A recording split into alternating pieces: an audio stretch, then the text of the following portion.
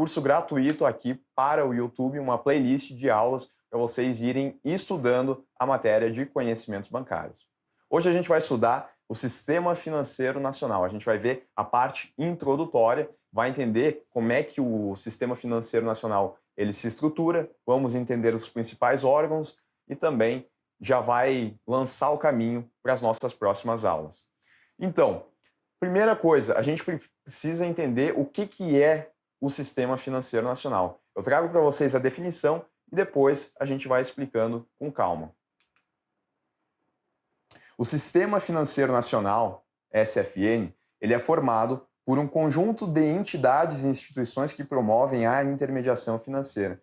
Isto é, o encontro entre credores e tomadores de recursos. É por meio do sistema financeiro que as pessoas, as empresas e o governo circulam a maior parte dos seus ativos, pagam suas dívidas e realizam seus investimentos. Então percebam, eu estou falando que o Sistema Financeiro Nacional ele é esse conjunto de entidades e instituições. A gente não tem algo físico quando a gente fala do Sistema Financeiro Nacional. Não, ele é o conjunto de todos esses órgãos e instituições que eles vão atuar para garantir o quê?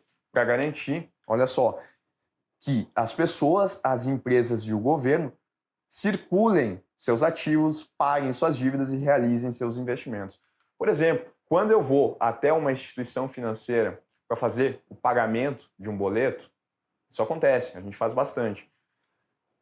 Todo o processo que leva dessa instituição financeira a recolher esse valor, passar para a empresa que é devida, né, confirmar meu pagamento, tudo isso que acontece, né, os órgãos, as entidades que estão envolvidas nesse processo todo, elas compõem o Sistema Financeiro Nacional. Quando eu vou fazer a abertura de uma conta, quando eu vou fazer um investimento numa instituição financeira, todos esses processos que são relacionados, muitas vezes que a gente tem contato com instituições financeiras, com bancos, esses órgãos e entidades que atuam muitas vezes nos bastidores, porque a gente não vê eles funcionando, eles formam o que a gente chama de Sistema Financeiro Nacional. Desde o banco que a gente vai fazer abertura de conta, até o Conselho Monetário Nacional, que a gente já vai estudar em detalhes, que é o órgão máximo desse sistema, que vai determinar as regras de funcionamento para que todos esses órgãos e entidades eles possam funcionar de forma harmoniosa.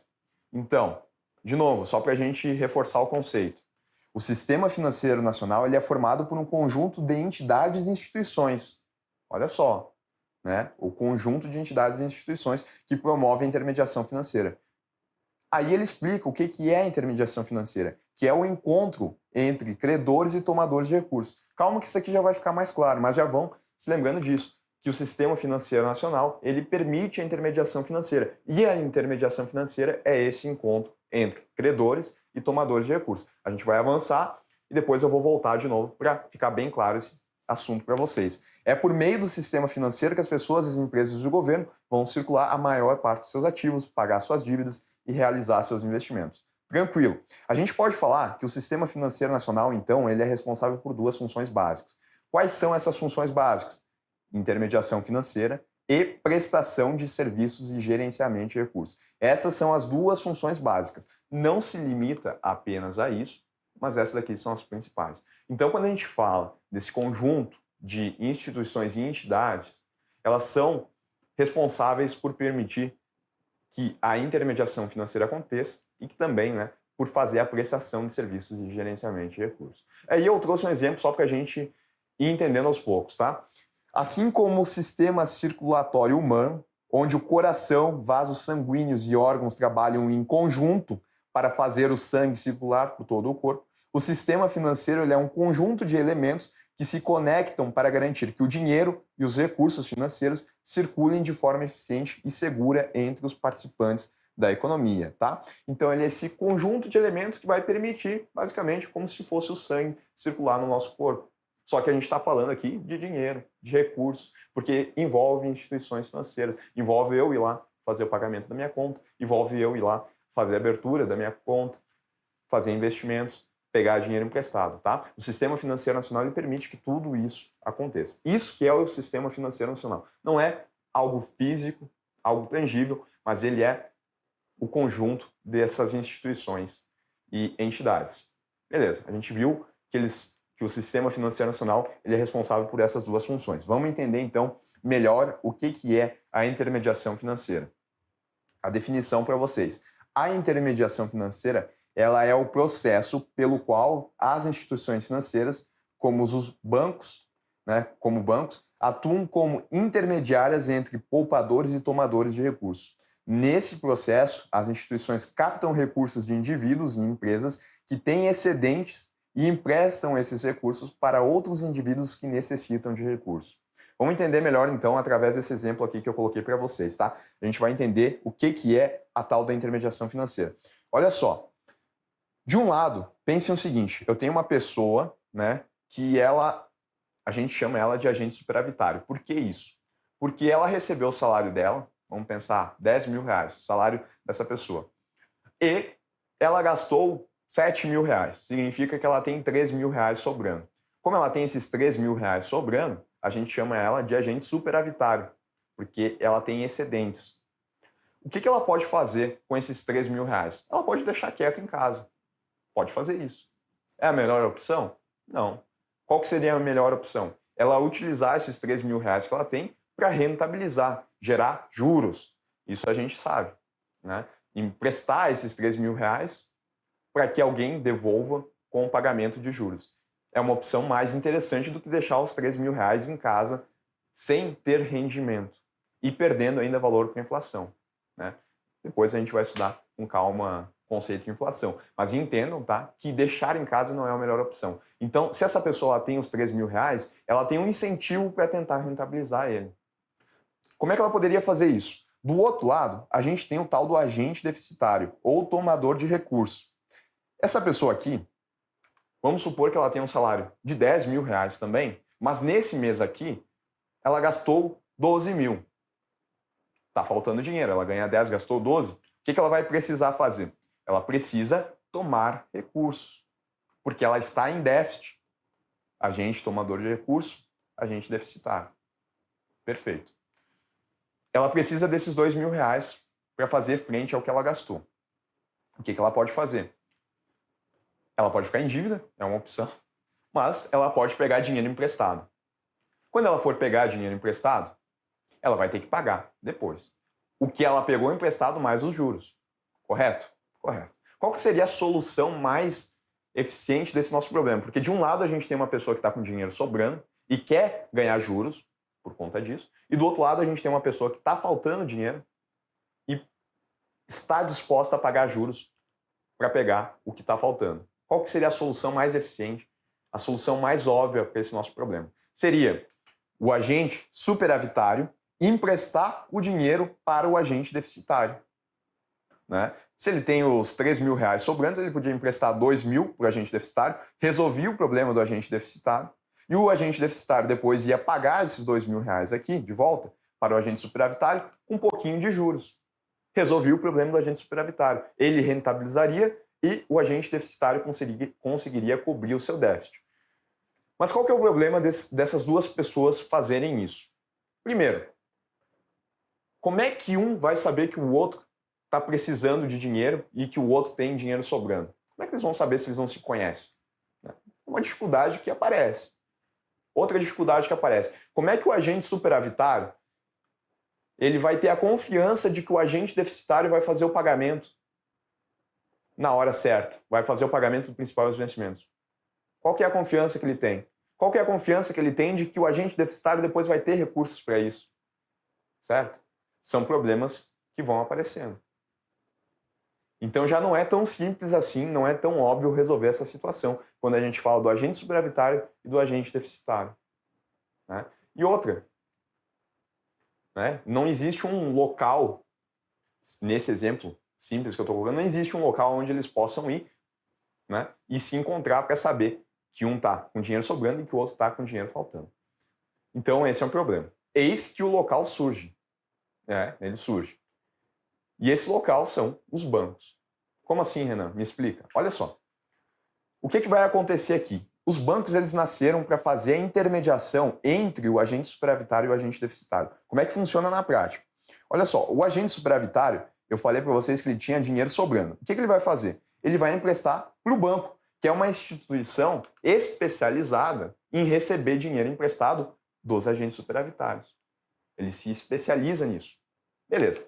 O banco ele vai receber esse dinheiro aqui do agente superavitário, um cifrãozinho. E o que ele vai fazer? O banco ele vai pegar esse mesmo dinheiro que ele recebeu e ele vai emprestar. Porque ele também é especializado em emprestar dinheiro. Olha só o que eu estou falando. Ele é especialista em captar dinheiro, pegar dinheiro emprestado e especialista em emprestar dinheiro na outra ponta. E aí ele vai emprestar para quem? Para o agente deficitário. Ele está emprestando o mesmo cifrãozinho aqui para o agente deficitário que ele recolheu do agente superavitário. Perfeito, né? Mas olha só, o agente deficitário, ele pegou dinheiro emprestado. No nosso exemplo foi o que a gente falou. Ele precisa devolver esse dinheiro e ainda pagar juros. Mas ele pegou o dinheiro emprestado de quem? Ele pegou do agente superavitário? Não, ele pegou do banco. Lembrem, né? Banco é especializado nisso. O agente deficitário pegou dinheiro emprestado do banco. Agora ele precisa pagar o banco. E aí o banco, o que ele vai fazer? O banco ele vai cobrar juros, porque é um dinheiro que ele emprestou. E aí, nesse caso, o banco ele cobrou, além do principal, que a gente chama, que é o que foi emprestado, ele cobrou mais 2 cifrãozinhos aqui, que são os juros da operação. Tá? O agente deficitário, ele pagou, então, no total, 2 cifrões mais o valor do principal. Perfeito? Perfeito. O banco agora, concordem comigo, ele está com 3 cifrões. Só que ele tem que pagar o agente superavitário, porque o banco também pegou dinheiro emprestado. Agora ele tem que devolver o que ele pegou emprestado. O principal mais juros. Só que olha só o que vai acontecer. Para o agente superavitário, ele não vai devolver 3, tal como ele pegou do agente deficitário. Ele vai devolver 2. Olha o que eu estou falando. O banco, ele cobrou 2 cifrões e está pagando só 1. Né? Porque 1 é o principal, que estava aqui. E aonde que ficou esse outro cifrão? Se perdeu? Não. Ele está aqui, ó. Ele é o spread bancário. É a diferença entre o que a instituição financeira recebe do agente deficitário e paga para o agente superavitário. Não foi exatamente isso que aconteceu? Foi exatamente isso que aconteceu. O banco ele cobrou juros do agente deficitário e pagou juros ao agente superavitário. Só que ele cobrou mais do que o que ele teve que pagar. E essa diferença foi o que o banco recebeu, que a gente chama de spread bancário. A gente não pode chamar de lucro bancário.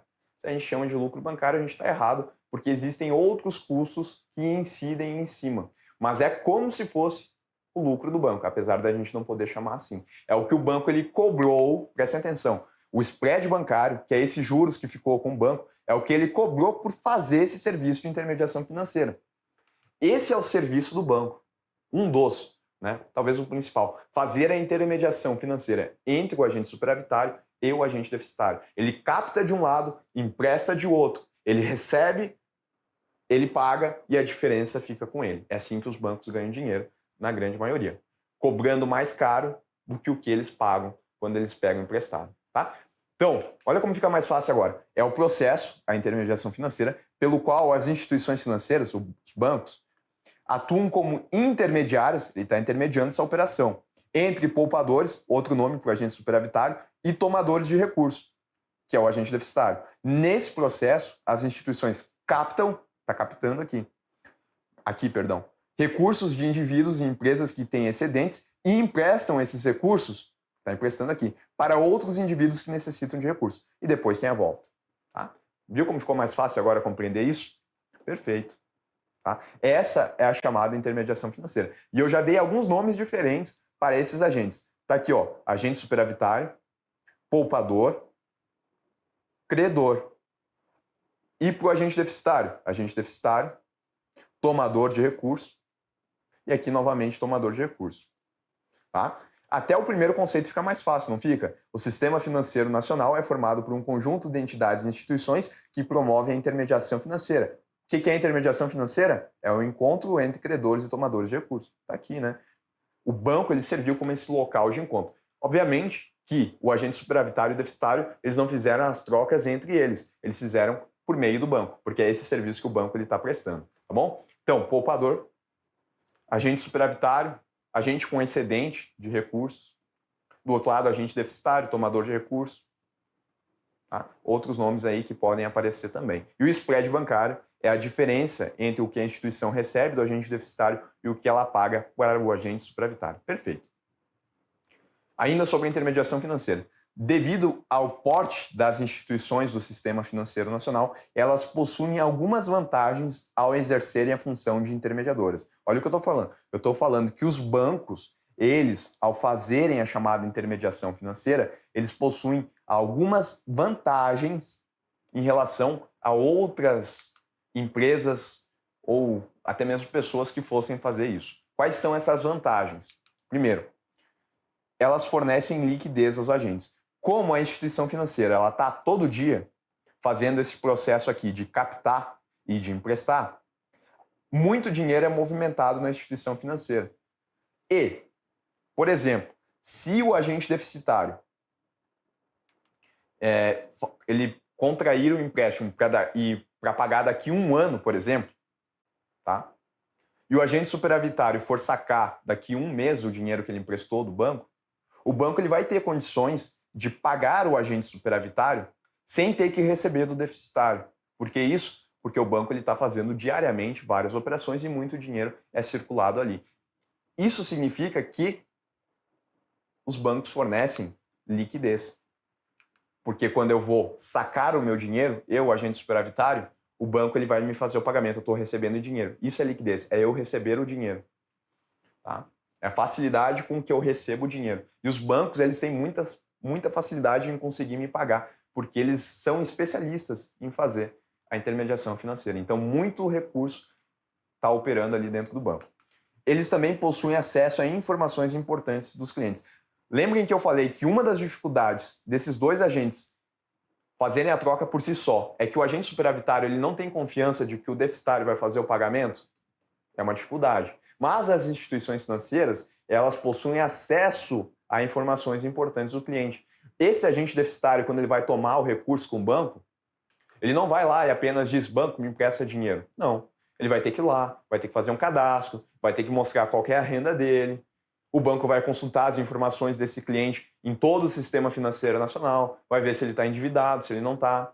E com isso, o banco ele vai conseguir qualificar esse cliente como um bom pagador ou como um mau pagador. Se ele for um mau pagador, ao invés de cobrar 2 cifrões, vai cobrar 4, 5, 6, 7. São os juros, vai cobrar mais juros. Quanto mais arriscada ser essa operação, mais o banco ele vai cobrar do agente deficitário. Porque se der algum prejuízo, o banco ele vai conseguir ressarcir de outras operações onde ele também cobrou mais caro. Perfeito, né? O banco pode chegar ao ponto de recusar a operação. Se ele achar que é muito arriscado, ele pode recusar a operação e não fazer, e de não emprestar dinheiro. Mas isso porque ele vai conseguir identificar que a operação ela é muito arriscada? Porque possuem acessos a informações importantes dos clientes, né? O cliente tem que ir lá fazer um cadastro. Ainda, a intermediação financeira, ela tem essa vantagem porque ela é regulada e supervisionada, o que aumenta a confiança dos agentes em sua atividade. Então, o agente superavitário ele vai até o banco com confiança de emprestar o seu dinheiro para o banco, porque ele sabe que o banco ele tem que seguir regras. Ele é supervisionado, ele não pode fazer o que ele quiser com aquele dinheiro que ele está pegando emprestado. Ele tem uma série de regras que ele tem que seguir.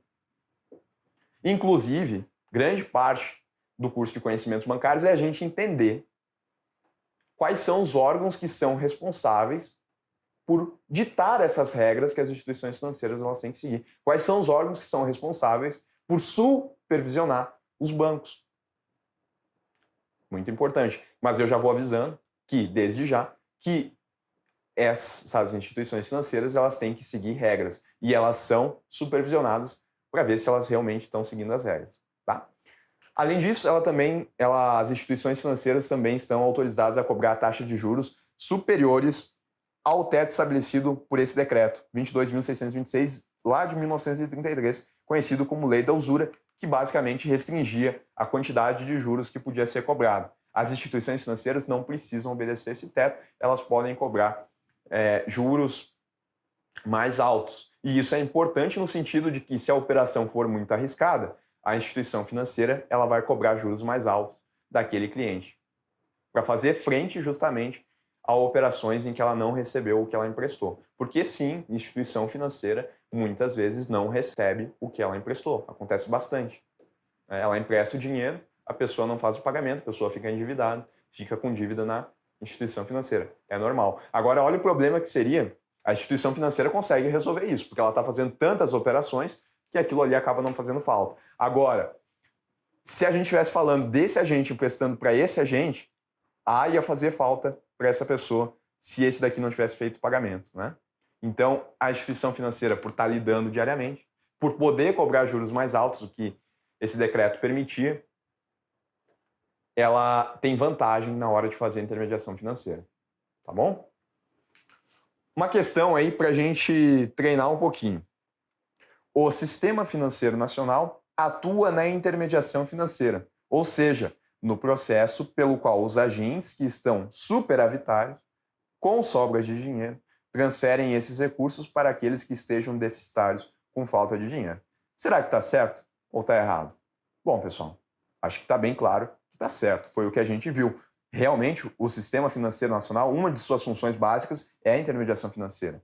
E ele ainda definiu para nós, é o processo pelo qual os agentes que estão superavitários, né, agente superavitário, com sobra de dinheiro, transferem esses recursos para aqueles que estejam deficitários, com falta de dinheiro, através, né, da intermediação financeira. Então, resposta correta nessa primeira.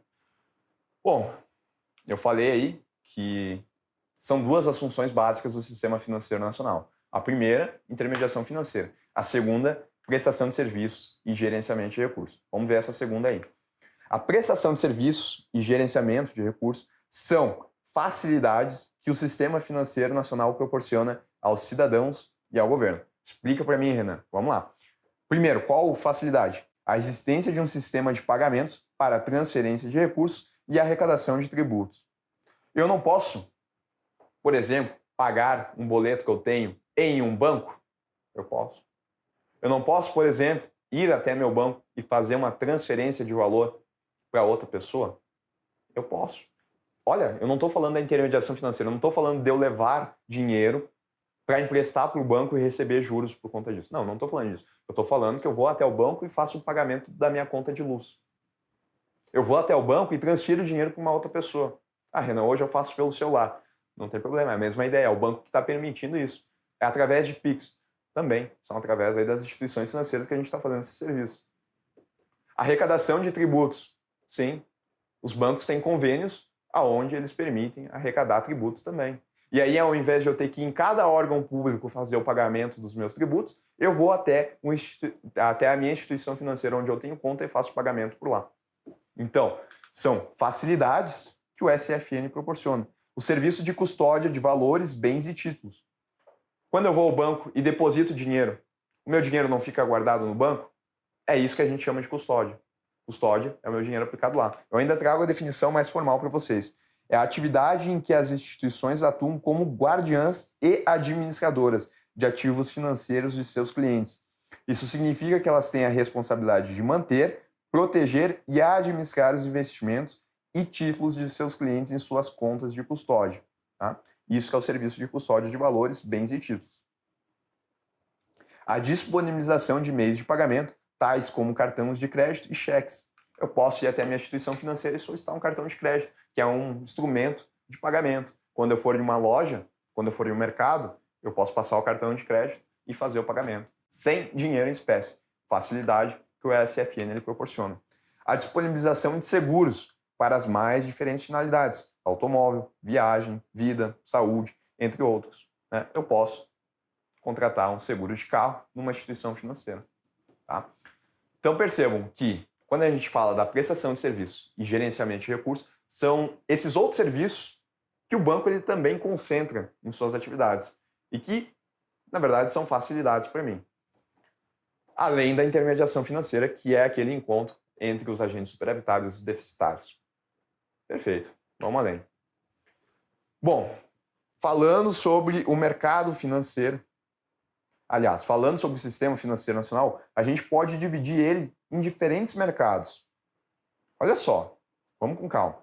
De acordo com a origem das atividades prestadas no sistema financeiro nacional, é possível dividi-lo em diferentes mercados. É como se a gente pegasse o sistema financeiro nacional e fizesse segmentações especializadas em diferentes áreas. É como se a gente dividisse, né, fizesse subdivisões no sistema financeiro nacional. Vamos lá. A gente pode subdividir no mercado monetário, no mercado de crédito, no mercado de câmbio, no mercado de capitais, de seguros e previdência fechada. No mercado monetário é onde acontece a negociação de ativos de curto prazo, como títulos do governo e certificados de depósito para gerenciar a liquidez da economia. Então, a gente vai estudar isso mais aprofundadamente. Agora, a gente só tem que saber que a gente pode dividir o sistema financeiro em diferentes mercados. Um deles, o mercado monetário, que envolve a moeda. É como o governo ele vai fazer a liquidez da moeda na nossa economia. E aí tem política monetária, aí tem controle de inflação. Tudo isso acontece no mercado monetário, onde são negociados ativos de curto prazo. Tá? Tem ainda o mercado de crédito. Esse é mais fácil de vocês entenderem agora. É onde acontece a negociação de empréstimos, financiamentos e outros produtos de crédito para fornecer recursos financeiros a empresas e indivíduos. Aqui, isso que aconteceu, que a gente visualizou, acontece no mercado de crédito, tá? Porque é o agente deficitário tomando recurso. Mercado de câmbio. Negociação de moedas estrangeiras para facilitar transações comerciais e operações financeiras em diferentes moedas. Então, o mercado de câmbio é onde acontecem as trocas de moedas estrangeiras. Eu vou fazer uma viagem para os Estados Unidos, eu tenho reais em bolso. Antes de ir para lá, eu quero trocar meus reais por dólares, porque lá eu vou gastar dólares. Aonde que eu vou fazer isso? Na minha instituição financeira eu posso fazer. Quando eu for fazer na minha instituição financeira, eu estou fazendo no mercado de câmbio, né? É uma partezinha do mercado financeiro. Mercado de capitais. Negociação de ações, títulos corporativos e outros ativos de longo prazo para captar recursos e oferecer oportunidades de investimento. Basicamente, no mercado de capitais, nós vamos ter títulos que são emitidos por empresas. Tá? É diferente do mercado monetário, é diferente do mercado de crédito, porque aqui a gente está falando de empresas que estão emitindo. E aí, as instituições financeiras elas vão atuar como intermediadora, mas não uma intermediadora financeira, mas como uma intermediadora de serviço, fazendo o encontro de mim, né, pessoa, com a empresa. Eu vou investir naquela empresa e a instituição vai ser a intermediadora.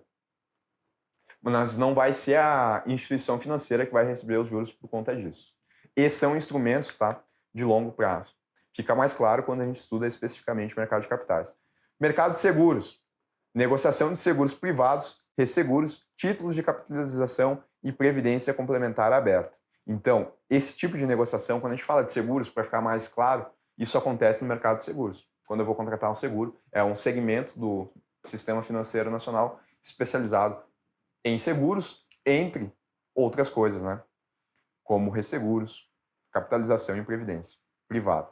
E o mercado de previdência fechada, que é a negociação de previdência complementar fechada. Então, Sistema Financeiro Nacional, a gente pode dividir ele nesses diferentes mercados. Quando eu vou tomar recurso emprestado, eu vou estar indo para o mercado de crédito. Quando eu for trocar a minha moeda, eu estou indo para o mercado de câmbio. Quando eu for investir numa empresa e a instituição financeira vai fazer esse contato que eu tenho com a empresa, mercado de capitais. Tá? Quando eu for contratar um seguro, mercado de seguros. Perfeito. Sobre a estrutura do Sistema Financeiro Nacional. A gente ainda pode dividir o Sistema Financeiro Nacional em entidades normativas, supervisoras e operacionais. Lembra que a gente viu que o Sistema Financeiro Nacional ele tem regras a serem seguidas e instituições que têm que supervisionar para ver se essas regras elas estão sendo seguidas? Tanto é que eu tenho confiança em ir na minha instituição financeira, colocar meu dinheiro lá porque eu sei que ela tem que seguir as regras. Perfeito. Agora a gente vai começar a estudar quem são esses órgãos que são responsáveis por ditar as regras, quem é responsável por fiscalizar se as regras elas estão sendo cumpridas e quem tem que seguir as regras. Quem tem que seguir as regras a gente já tem uma ideia, né? Que são as instituições financeiras. Vamos ver os demais. Bom, A gente pode dividir em entidades normativas. Estão aqui. As entidades normativas são responsáveis pela definição das políticas e diretrizes gerais do sistema financeiro, sem função executiva. Em geral, são entidades colegiadas com atribuições específicas e utilizam-se de estruturas técnicas de apoio para a tomada de decisão. Então, aqui, as entidades normativas, elas são aquelas que vão ditar as regras. É elas que vão fazer as diretrizes, fazer as políticas, tá?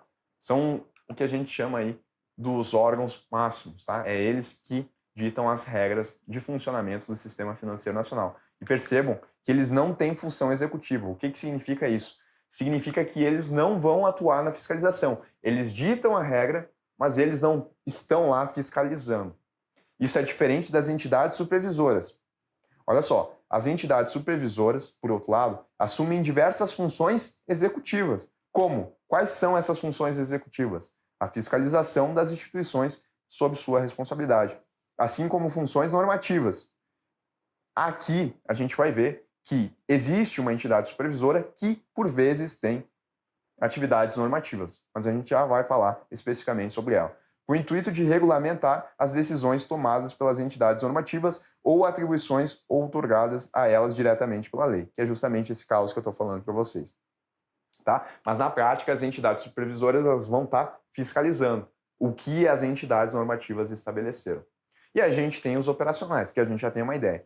Além dessas, há as entidades operadoras, que são todas as demais instituições financeiras, monetárias ou não, oficiais ou não, como também demais instituições auxiliares, responsáveis, entre outras atribuições, pela intermediação de recursos entre poupadores e tomadores ou pela prestação de serviços. Então, as instituições financeiras, elas são as entidades operacionais. É quem a gente tem contato no dia a dia. Quando eu vou numa instituição financeira fazer um investimento, eu estou fazendo com uma entidade operacional. Essa entidade operacional, aonde eu estou aplicando meu dinheiro, investindo meu dinheiro, ela é supervisionada. Por quem? Por uma entidade supervisora. Essa entidade supervisora está fiscalizando essa entidade operacional para ver se ela está cumprindo as regras que as entidades normativas estabeleceram, regras gerais, diretrizes gerais, políticas. Perfeito? Percebam então como vem de cima e a gente vai descendo. Tá? Vamos falar sobre a regulação do sistema financeiro nacional. A regulação do SFN, ele refere-se ao conjunto de leis, normas, políticas e órgãos responsáveis por supervisionar e regular as atividades das instituições financeiras e dos mercados financeiros. No Brasil, há dois tipos de regulação. Lembra que a gente viu que a regulação é essa ideia de colocar as regras para as instituições financeiras. E eu estou falando que aqui no nosso país a gente tem dois tipos de regulação. Olha só, tem a chamada heterorregulação e a autorregulação. A heterorregulação é uma forma de regulação em que a supervisão e o controle das atividades das instituições financeiras e dos mercados financeiros são realizadas por órgãos governamentais ou entidades externas e independentes das próprias instituições reguladas. Quando eu falo de hetero, eu estou falando de algo que é de fora. Então, eu estou falando de regulação. E eu estou falando de heterorregulação, significa uma regulação que vem de fora das instituições financeiras, muitas vezes por órgãos governamentais. Então, lembrem que quem estabelece as regras são as entidades normativas. A gente já sabe, então, que são órgãos governamentais. E eles estão de fora do mercado financeiro, eles estão apenas ditando as regras. E a autorregulação, o que é isso? Que essa a gente não viu. A autorregulação, por outro lado, é uma forma de regulação em que a própria indústria financeira ou seus participantes organizam-se em entidades de autorregulação, criando e aplicando suas próprias normas e códigos de conduta. Então, aqui, ó, a heterorregulação é feita pelas entidades normativas. A autorregulação é feita pelas próprias entidades operacionais. As próprias instituições financeiras, entre elas, se juntam e criam regras que elas mesmas têm que seguir. Quanto mais regra, o que acontece? Mais confiança passa para a pessoa que vai colocar o dinheiro. Então, é uma vantagem da autorregulação. Tá certo? Então, heterorregulação vem de fora. Autorregulação é das próprias instituições financeiras. E ainda existe dois tipos, tá? Existe a autorregulação de base contratual, que são definidas por meio de contratos voluntários entre os participantes, e a autorregulação de base legal, impostas por determinação legal ou regulatória, tá? Então, dois tipos aí de autorregulação que a gente tem. Essa daqui, ela é voluntária, essa daqui é imposta. Agora eu trago para vocês, pessoal, a estrutura do sistema financeiro nacional. A gente já entende algumas coisas, tá? A gente já sabe que as instituições financeiras, elas atuam na intermediação financeira e na prestação de serviços de gerenciamento de recursos. Que a intermediação financeira é o encontro entre credores e devedores, entre credores e tomadores de recursos, entre poupadores e agentes deficitários. Vamos pegando esses nomes. Essa é a intermediação financeira. O agente superavitário que está colocando dinheiro, ele tem confiança na instituição financeira porque sabe que ela é supervisionada. Ela é supervisionada por quem? Pelas entidades que fazem a supervisão, as supervisionadoras.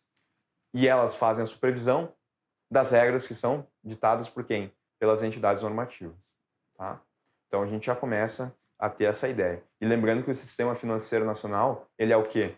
Ele é o conjunto dessas entidades e instituições. Isso daqui é o sistema financeiro nacional. Tá? Então vamos lá. O que a gente chama de operadores ou entidades operadoras é o que está para baixo daqui. Tá? Vocês lembram que a gente dividiu o mercado financeiro em diferentes mercados? Olha aqui de novo. Mercado de moeda, também chamado de mercado monetário, que foi o que a gente viu. Mercado de crédito, capitais e câmbio. Então, 4 dos 6 mercados que a gente viu, eles estão aqui, divididos. Mercado de seguros está dividido aqui também. Mercado de previdência está aqui. Quando eu vou pegar crédito, eu falei para vocês, eu vou até o mercado de crédito. Não é que eu vou, né? Mas eu estou fazendo essa operação que vem do mercado de crédito. Então eu vou fazer com um dos operadores que está aqui, nesse quadrante aqui, porque esse quadrante aqui é o de moeda, crédito, capitais e câmbio. Quando eu vou fazer um seguro, eu vou para esse quadrante aqui. Quando eu vou fazer uma previdência fechada, para esse quadrante aqui. O que isso significa, tá? Quando a gente divide dessa forma, significa que a gente vai ter diferentes órgãos que vão estar fiscalizando e diferentes órgãos que vão ditar as regras. Aqui a gente tem os operadores. Agora, aqui em cima, a gente tem os supervisores. A gente tem, para o mercado de moeda, crédito, capitais e câmbio, o Banco Central do Brasil e a CVM. Eles são responsáveis por fazer a fiscalização desses operadores que estão nesse quadrante aqui. Tá? Mas lembra que alguém determina as regras. Para esse quadrante aqui, quem determina as regras é o Conselho Monetário Nacional. Então, o Conselho Monetário Nacional ele é um órgão normativo. Lembrem que eles são colegiados. Então, o Conselho Monetário Nacional ele é um colegiado composto por pessoas. Tá? Depois a gente vai ver que são 3 pessoas. Mas ele é responsável por ditar as regras, ele dita as regras para esse pessoal aqui. E o Banco Central e a CVM, eles fazem a fiscalização para ver se de fato está sendo cumprido. E a intermediação financeira acontece aqui. Na prática, o que eu vejo acontecer é isso daqui. Quando eu vou num banco, eu vou ficar aqui. Mas por fora disso, a gente tem esses órgãos aqui, fazendo com que o sistema financeiro nacional ele circule, tal como a gente viu lá no nosso começo de aula. Perfeito. Se eu for contratar um seguro, eu vou contratar aqui, com uma seguradora. Essa seguradora ela tem um órgão que vai fazer a fiscalização, que é a SUSEP. E vai ter um órgão colegiado que vai ditar as regras, que é o Conselho Nacional de Seguros Privados. É como se a gente colocasse especialistas em seus mercados, para que não um órgão cuide de tudo, mas diferentes órgãos. A gente só dividiu. Tá?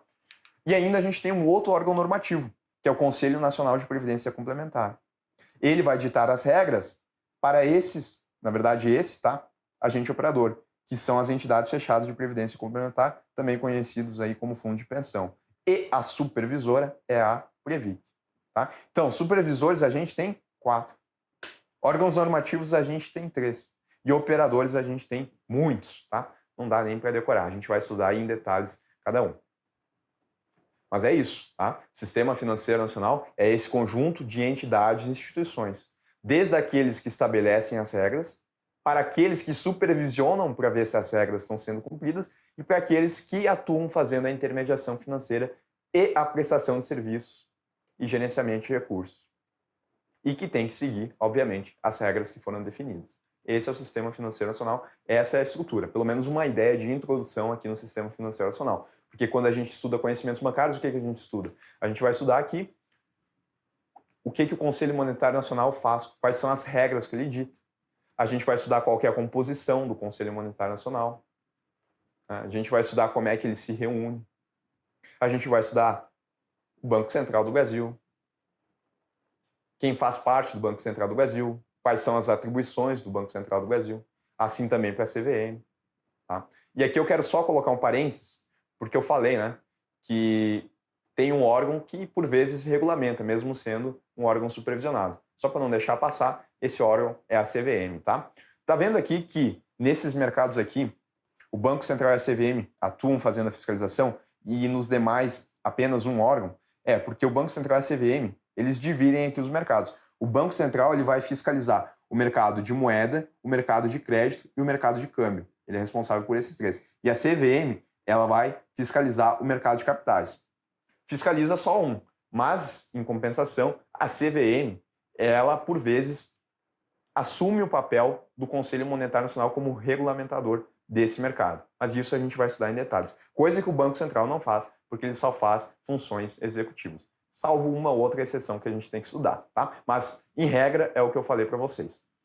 Perfeito. Essa é a estrutura do Sistema Financeiro Nacional. Vamos tentar ver, né, uma questão para a gente compreender se a gente está bem ou não na matéria.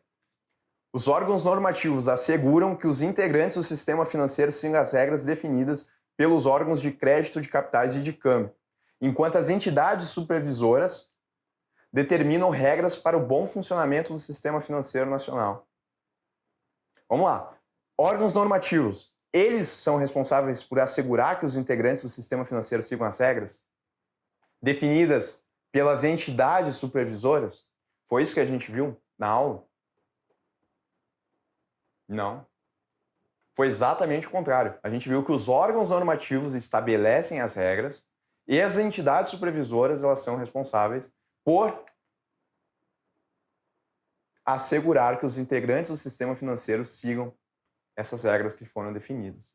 Então, essa questão está errada, tá? Porque ela trocou aí os conceitos.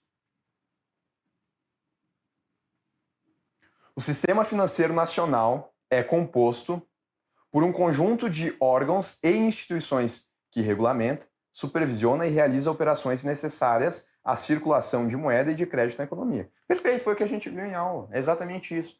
O SFN ele é composto por um conjunto de órgãos e instituições. A gente tem órgãos e instituições que regulamentam, que supervisionam, e a gente também tem entidades que vão fazer as operações que são necessárias à circulação de moeda e de crédito na economia. São órgãos normativos do Sistema Financeiro Nacional. Quantos órgãos normativos são? A gente estudou.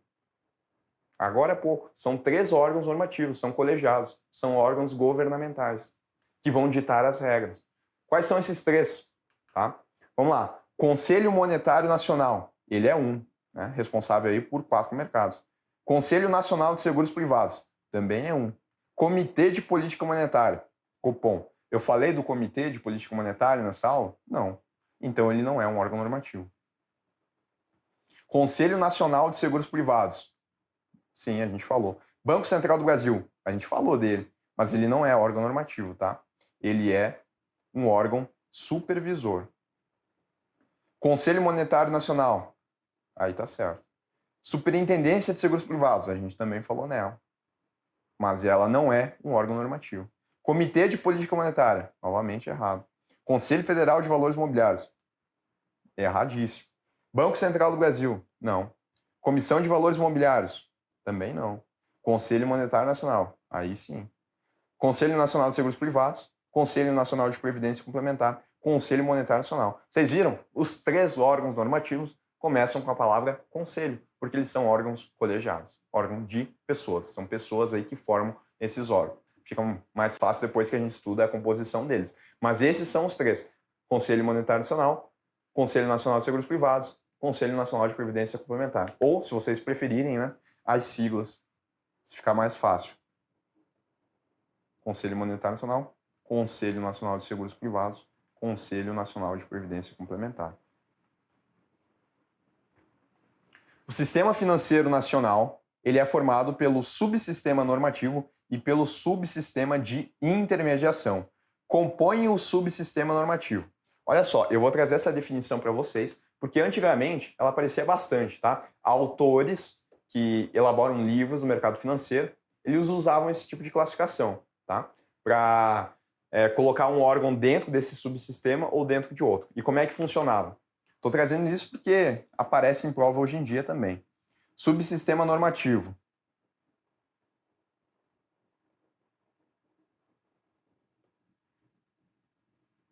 Quando falar subsistema normativo, vocês lembrem do Conselho Monetário Nacional, que é um órgão normativo, lembrem do Banco Central e lembrem da CVM.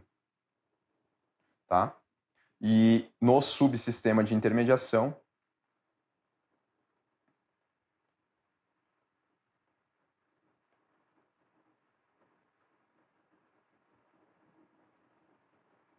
a gente vai ter os operadores. Olha o que eu estou falando. Banco Central e CVM, eles são órgãos normativos? Não. Mas esses autores classificam eles como pertencentes ao subsistema normativo. Pela essa ideia de ditar regras e seguir e verificar se as regras estão sendo cumpridas. Então, novamente, quando falar subsistema normativo, aí vocês coloquem o Banco Central e a CVM nesse conjunto. Tá?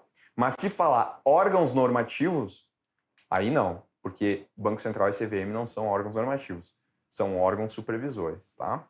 E subsistema de intermediação, aí são os operadores. Perfeito, né? Então, quem é que compõe o subsistema normativo? Caixa Econômica Federal? Não. A Caixa Econômica Federal, ela é uma empresa pública que atua como um banco na prática. Ela é um operador. Errado. BNDES? Também não. Tá? É um agente federal aí, mas não um órgão normativo ou supervisor. Banco do Brasil? Também não. Tá? Banco Central? Banco Central, sim, só que ele colocou só Central, né? Tinha que colocar Banco Central do Brasil, aí eu acho que vai ficar mais bonito. Banco do Brasil, não. Caixa Econômica Federal, não. Conselho Monetário Nacional, Banco Central e Banco do Brasil? Não para o Banco do Brasil. Conselho Monetário Nacional, Banco Central e Comissão de Valores Mobiliários? Tá aí, né? Resposta da D. É exatamente isso daqui. Banco Central, Comissão de Valores Mobiliários e BMF Bovespa, que é a bolsa que hoje em dia é chamado de B3? Não. Tá? Então, de novo, repetindo, tá? Estou falando porque pode aparecer em prova. Não é usual cair hoje em dia, mas antigamente caía bastante. Quando a gente falar subsistema normativo, vocês coloquem os supervisores dentro desse sistema. Não só o Banco Central CVM, mas também SUSEP e Previc, tá? Quando a gente falar de subsistema de intermediação, aí são os operadores. Se a gente falar órgão normativo, Conselho Monetário Nacional, Conselho Nacional de Seguros Privados, Conselho Nacional de Previdência Complementar. Banco Central? Não. Banco Central é supervisor, tá? Estou frisando isso bastante porque gera um pouco de confusão. Mas é porque os autores definiram dessa forma e muitas vezes as bancas, quando vão elaborar suas questões, elas se baseiam nos autores. Hoje, né, de acordo com esse modelinho aqui, tá, que está lá no site do Banco Central, o próprio Banco Central, ele fala que órgãos normativos são esses 3, órgãos supervisores são esses 4 e o restante aqui são operadores. Essa é a classificação mais comum, é essa que a gente tem que estar aí com o entendimento completo. Mas se aparecer subsistema, a gente não pode errar a questão, porque a gente viu isso em aula. Tá bom, pessoal? A gente termina assim, então, essa nossa primeira aula. Até mais.